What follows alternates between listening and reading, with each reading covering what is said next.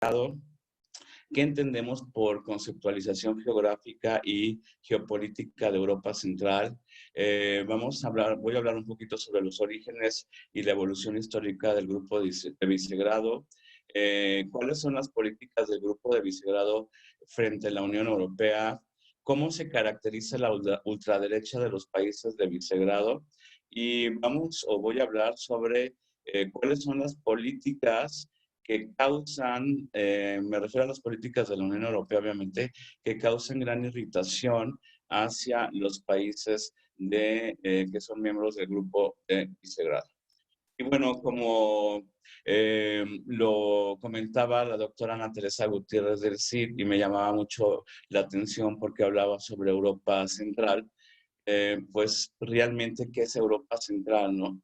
Y definir qué es Europa Central realmente es una verdadera tarea, porque a través de la historia, países como Australia, Ucrania, Bielorrusia, los Balcanes Occidentales, Polonia, Hungría, República Checa, Eslovaquia, Alemania y Suiza se han como autoproclamado como miembros de Europa Central o de formar parte de Europa Central. Entonces, realmente no tenemos una definición exacta de qué es Europa Central. A través de la historia, pues, encontramos que algunos autores hablan de algunos países como parte de Europa Central y otros autores hablan de otros países como parte de esta región de Europa. Y bueno, en esta conferencia vamos a hablar sobre Europa Central en relación con países como Polonia, Hungría, la República Checa y Eslovaquia. Es decir, 4 países que van a constituir Europa Central. Y bueno, el grupo de Visegrado, también se le llama el grupo de Visegrado B4, es una organización intrarregional cuyos miembros son Hungría, la República Checa y Eslovaquia.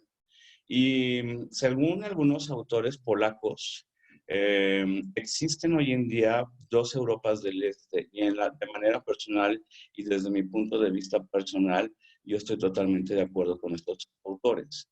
La Europa del Este que es la que está dentro de la Unión Europea, que obviamente hablamos del grupo de Visegrado y también de las repúblicas bálticas, y también pues algunos países que eran exsatélites de la ex Unión Soviética o países que pues eran socialistas en Europa.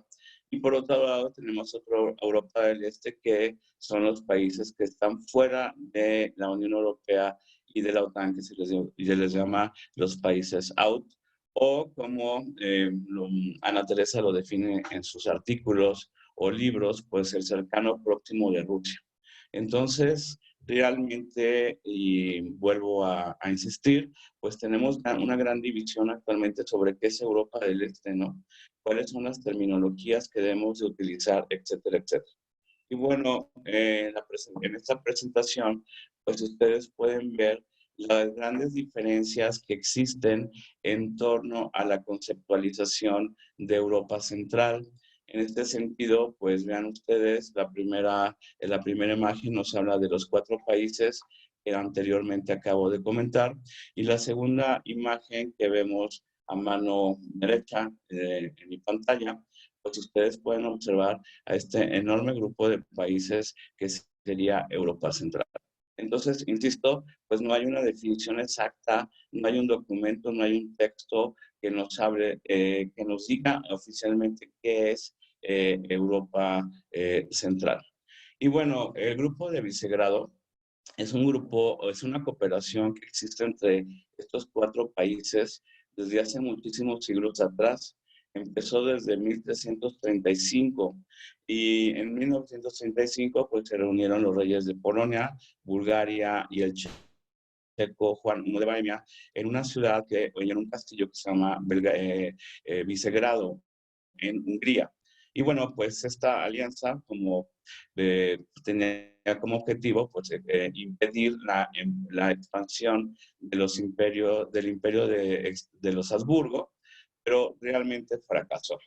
Y bueno, pues a través de la historia, después de que cae el socialismo, los mismos países se van a volver a reunir en el mismo lugar en 1991 con personajes muy importantes de la historia europea.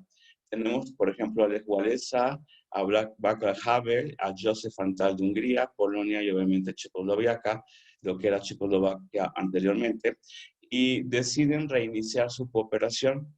Y bueno, ¿cuáles fueron los objetivos de esta cooperación? Pues su ingreso inmediato en la Unión Europea y la OTAN y crear una área de libre comercio entre los países de Europa Central. Y bueno, pues todos estos líderes, la opinión pública de Europa Central, coincidían en que el motor y la seguridad de esta parte de Europa dependía, después de la caída de la URSS, de la Unión Europea y de la OTAN. Y a este fenómeno lo llamaron como el regreso a Europa. Y este concepto de regreso a Europa es muy importante de entender porque desde la perspectiva de estos países, ellos siempre han pertenecido a la civilización de Europa Occidental, pero desde la perspectiva o desde la opinión pública de estos países fueron integrados a la zona de influencia de la URSS de una manera injustificada por la conferencia de Yalta y de Potsdam. Entonces, a través de la historia y hasta actualmente, la opinión pública y los líderes políticos de Europa Central siguen señalando a las grandes potencias occidentales y a la propia Rusia como un fenómeno, un fenómeno totalmente injusto que fueron integrados al mundo socialista. Y bueno, pues como lo comentaba, pues los objetivos fundamentales del grupo de Visegrado fue su integración en la Unión Europea.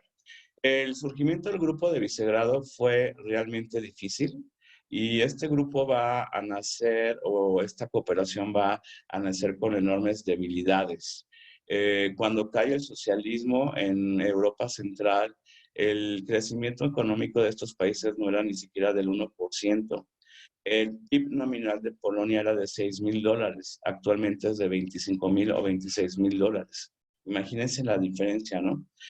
Posteriormente, todos estos países eran antagónicos, no querían o no deseaban una cooperación, venían de una cooperación prácticamente forzada en el Pacto de Varsovia y el Comecon.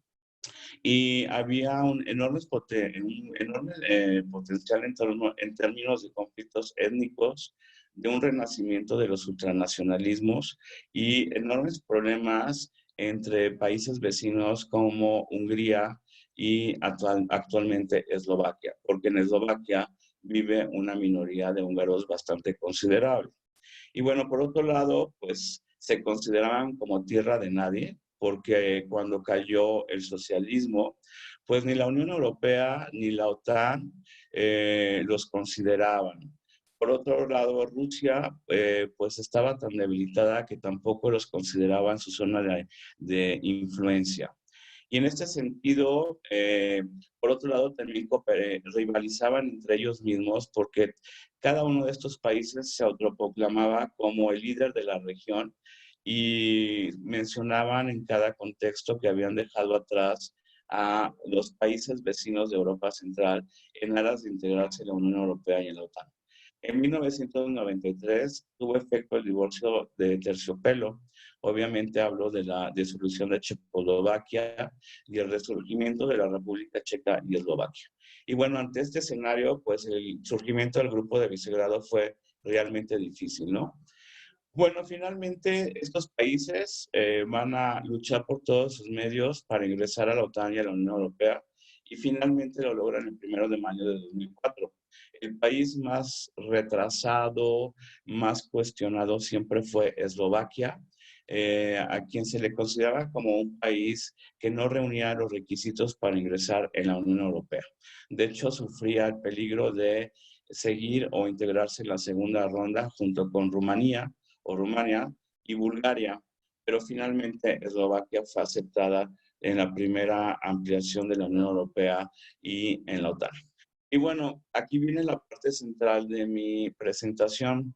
¿Qué pasa después de esta integración, no? Porque los miembros del grupo de Visegrado, cuando se van a integrar en la Unión Europea, pues van a ser los principales defensores de la integración europea por todos lados van a considerar que la Unión Europea es el proyecto más importante de Europa, no van a cuestionar ninguna política, y finalmente, después de prácticamente 2 décadas de estar dentro de la Unión Europea, pues, ¿qué ha pasado? Entonces, bueno, pues después de integrarse en la Unión Europea se lleva a cabo la declaración de Promish, y en esta declaración estos países se autopreguntan qué va a pasar con el grupo de Visegrado. Un poco la historia de la OTAN después del fin de la Guerra Fría, ¿no? Y en esta declaración estos países subrayan la idea de que ya están integrados en la Unión Europea, pero de que todos ellos van a cooperar para defender las entidades nacionales de los países de Europa Central dentro de la Unión Europea. Y esto es bien importante de entender y por eso lo subrayé, que es esto de identidades nacionales, pues nada más y nada menos que la soberanía y las políticas internas de la Unión Europea. Y por otro lado, la declaración de Promise, y esto viene muy alusión a la primera presentación que tuvimos en esta sala o en este foro sobre cuál sería el papel del grupo de Visegrado dentro de la Unión Europea. Y bueno, en términos de política exterior, estos países pues subrayan la importancia y han hecho todo por defender a países como Ucrania, Bielorrusia y los Balcanes Occidentales. Y bueno, de todos estos países, Ucrania juega un papel sumamente importante, sobre todo para Polonia. Polonia se le llama hoy en día como el principal abogado de Ucrania dentro de la Unión Europea. Y una de las prioridades de Polonia es integrar a Ucrania dentro de la Unión Europea y de la OTAN. Y bueno, como lo comentaba Ana, pues al parecer también Bielorrusia se ha convertido en una prioridad para Polonia. Y los Balcanes occidentales no son tanto una prioridad para Polonia, sino para Hungría, la República Checa y Eslovaquia. Bueno,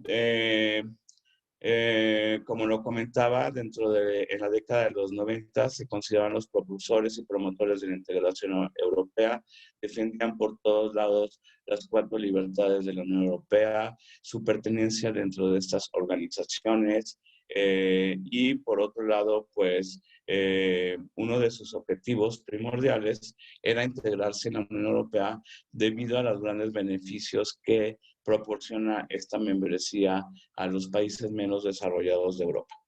Finalmente, ¿cuáles son los intereses primordiales? Pues obviamente acceder a los fondos de cohesión, fondos estructurales, fondos de inversión, política agrícola común. La membresía de la Unión Europea connotaba una garantía de seguridad para los países miembros del grupo de Visegrado, prácticamente su motor económico. Y la membresía de la OTAN, obviamente, pues es muy importante en términos de seguridad. Obviamente, pues se le considera como una, pues una garantía en términos de seguridad frente a Rusia. Bueno, como el tiempo es muy poco el que tenemos para exponer en estas presentaciones, voy a hablar un poco de cuál es la cooperación intrarregional dentro de este grupo. Pues por un lado tenemos la política exterior, pero no todos estos países comparten los mismos intereses. Y también me sumo a lo que comentaba Ana, estos países por su ubicación geográfica pues han tenido un pasado histórico terrible, ¿no? Y por lo tanto pues hacen muchísimo hincapié en términos de seguridad. En asuntos europeos pues también hay muchas divisiones. ¿Dónde podemos ubicar a Polonia, Hungría, la República Checa y Eslovaquia dentro de la Unión Europea? Es decir, ¿a qué tipo de países o miembros de la Unión Europea pertenecen? Pues Polonia, la República Checa y Eslovaquia al grupo de prointegración y pro-Europa. Y en Hungría vamos a encontrar a una Hungría que va a entrar a un grupo o miembros de la Unión Europea considerados como escépticos, y de los miembros de la Unión Europea que más confrontaciones ha tenido con esta organización en los últimos años. Eh, En términos de cooperación económica, pues van a crear la Asociación Centroeuropea de Libre Comercio, que entró en vigor de 1994. Sin embargo, la van a abandonar después de haberse integrado en la Unión Europea. En términos de seguridad, pues estos países han delegado prácticamente toda su política de seguridad a la OTAN, y la OTAN es sumamente importante para ellos debido a la ubicación geopolítica y geográfica en la que se encuentra.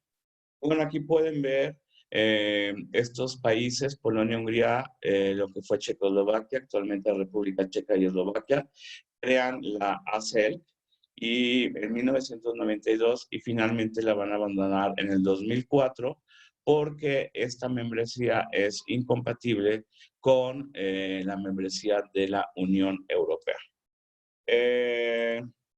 Voy a ir cerrando un poquito ya mi presentación.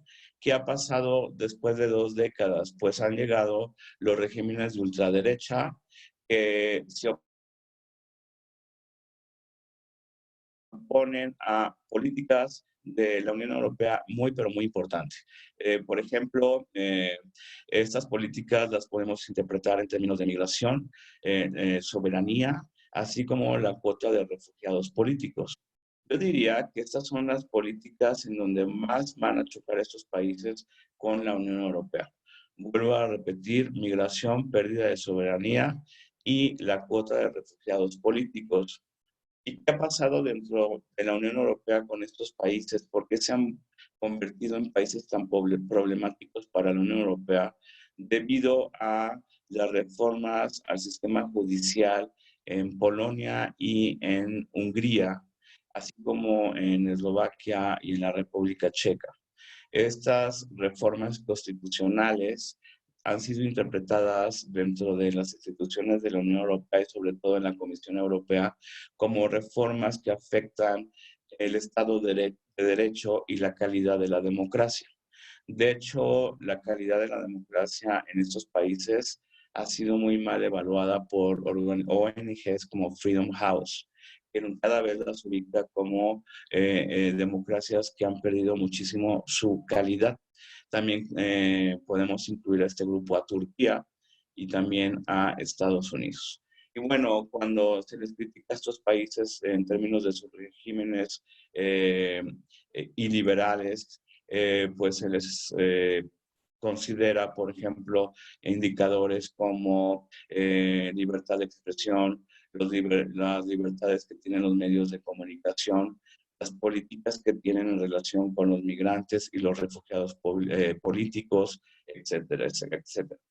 Bueno, por otro lado, pues en el caso de Hungría, se le puede caracterizar como un país que por todos lados menciona su antieuropeísmo y por otro lado, pues un enorme rechazo hacia los migrantes, refugiados políticos, xenofobia y hasta un líder político, Viktor Orbán, que también pues se le ha caracterizado por sus políticas homofóbicas. Los regímenes de ultraderecha del grupo de Visegrado, pues como les comentaba anteriormente, los ha confrontado muchísimo con la Unión Europea y la Comisión Europea activó el artículo 7, que bueno, Enriqueta me hizo el favor de recordarme cuál es este artículo y de qué tratado es. Si no me equivoco, es el Tratado de Lisboa. Y la Comisión Europea activa este artículo en contra de Polonia para sancionarla. Y bueno, Hungría, por otro lado, pues demanda a la Comisión Europea por la cuota de refugiados políticos que es obligada a aceptar. Y bueno, por otro lado, pues la República Checa y Eslovaquia van a ser considerados probablemente no como unos regímenes de ultraderecha tan radicales como el polaco y el húngaro, pero por ejemplo en Eslovaquia pues existe un gran rechazo por aceptar la cuota de refugiados políticos y en la República Checa también. Por un lado, Eslovaquia menciona que es un país que va a recibir a los migrantes y a los refugiados políticos de manera oficial, pero en la realidad es un país que va a establecer muchísimos requisitos para poder aceptar a refugiados políticos. De hecho, no recuerdo muy bien la cifra, pero a grosso modo de 1.500 refugiados políticos solamente aceptaron a 20, ¿no? Por citar un ejemplo. Y bueno, finalmente los dejo con algunas imágenes de las confrontaciones que ha tenido el grupo de Visegrado, sobre todo con Alemania, con Angela Merkel, porque recordemos que Angela Merkel era una de las grandes promotoras de la aceptación de los migrantes y refugiados políticos. Aquí está la TV 124, si no mal recuerdo, esta es una calle de Budapest, y bueno, aquí podemos ver a los migrantes y los refugiados políticos islámicos o del mundo musulmán, y bueno, pues cómo son rechazados, ¿no? Las vallas, de hecho, les comentaba a mis alumnos que esta imagen que estoy señalando ahorita en mi cursor, en mi mouse, pues es la imagen de una imagen que tuvo muchísima difusión hace como 3 o 4 años, en donde una periodista húngara pues prácticamente le pega patadas a los migrantes que vienen del mundo musulmán o del mundo islámico. Y bueno, esta xenofobia es tan grande y yo diría desde mi perspectiva personal y opinión pública personal, perdón, que no solamente viene de la opinión pública en muchos de estos países considera que el mundo musulmán y el mundo islámico está prácticamente aniquilando a la cultura europea, que en pocos años van a ser invadidos por el mundo musulmán y por los migrantes. Y esto pues realmente es muy preocupante. Y bueno, finalmente, pues este tema que presenté fue un artículo que fue aceptado en la UNAM de investigación en una revista de Relaciones Internacionales.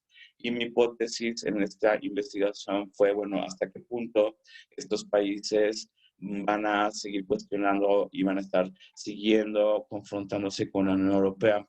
Y el punto principal de mi hipótesis, obviamente aquí no lo tengo citada de manera textual, pero bueno, se saldrán de la Unión Europea, se quedarán dentro de la Unión Europea y bueno, realmente pues resulta muy poco probable que estos países se reproduzca el fenómeno del Brexit debido a los enormes beneficios que les proporciona la membresía de la Unión Europea al grupo de Visegrado. Y bueno, pues agradezco mucho su atención y muchas gracias. Muchas gracias.